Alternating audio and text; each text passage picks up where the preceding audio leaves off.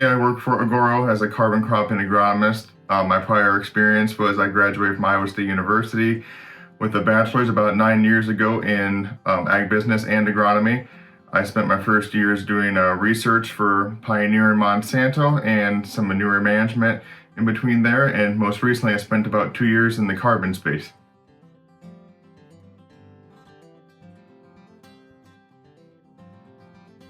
Yeah, a lot of common questions I will get will be the duration of the contract. You need to make sure, okay, how long are you going to be in it and why?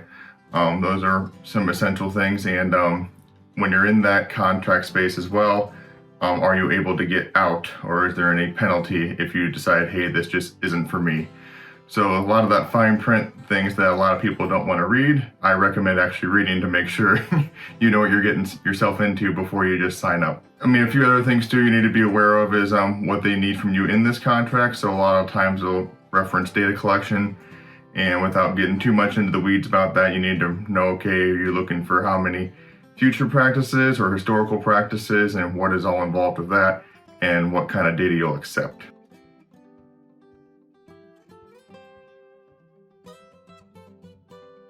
I'll get some of that because farmers are starting to be more aware of, hey, these carbon markets, they're real and they're all the same but a little different. So a lot of them will be, hey, I've been doing no-till for so many years. Am I able to qualify with something else? So then I'll kind of talk through the grower about their operation and see, oh, hey, we can get you on nitrogen management here if you look at split applying. Or have you ever thought about utilizing cover crops after your corn crop? And just try and find spaces in there where we can get the grower involved with our program. And then as we get new methodologies approved, we'll be able to add more to his farm if he decides to go that direction.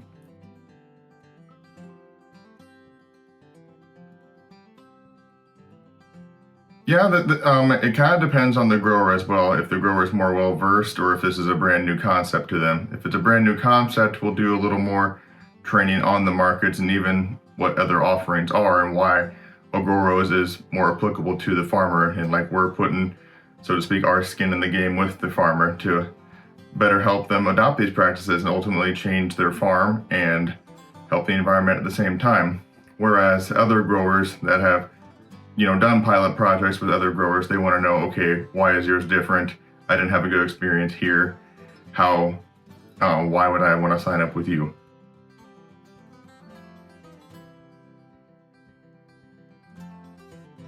Yeah, as far as transparency, a lot of that, from my experience in the past, goes along with data. Like they want to know who is seeing this data, who is buying my data, who are buying these credits, so to speak. Is it just some very rich man trying to do better about the world, or is it a third party like a Microsoft, a Walmart, somebody like that? They like to know that. The more information, they want to know where their data is going, basically. And as far as carbon pricing goes, they like to know, okay, what will I get on my farm in southern Minnesota here? What's a accurate description of what can I sequester? Is it a half a ton? Is it a ton? Is it a ton and a half? And they just like to get an idea there first and then compare that to, well, what is your price per ton? And a couple questions I've got as well is, okay, if a competitor of yours, if they're going to up their price of carbon, are you guys going to as well? And that answer with Agoro is yes, we're going to stay competitive in the market and make sure our farmers are treated well.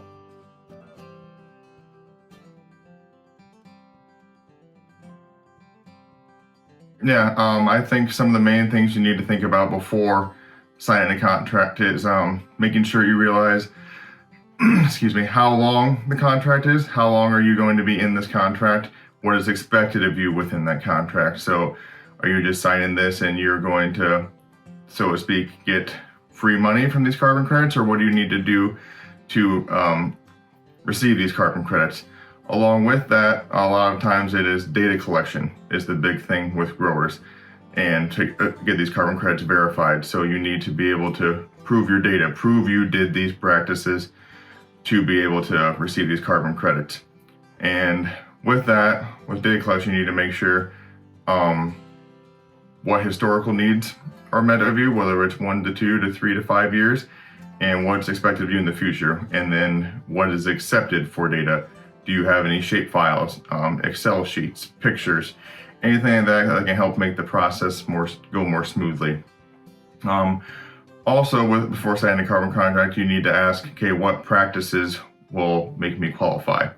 And for example, if a grower in southern Minnesota has been doing no-till for 15 years, obviously he can't qualify for that for now. But if you work with us, work with an agrocarbon cropping specialist, we'll find out, hey, well, have you ever tried putting some cereal rye or doing some hairy vetch with your rye? Or, hey, let's split apply your nitrogen. Let's get you qualified there on nitrogen management.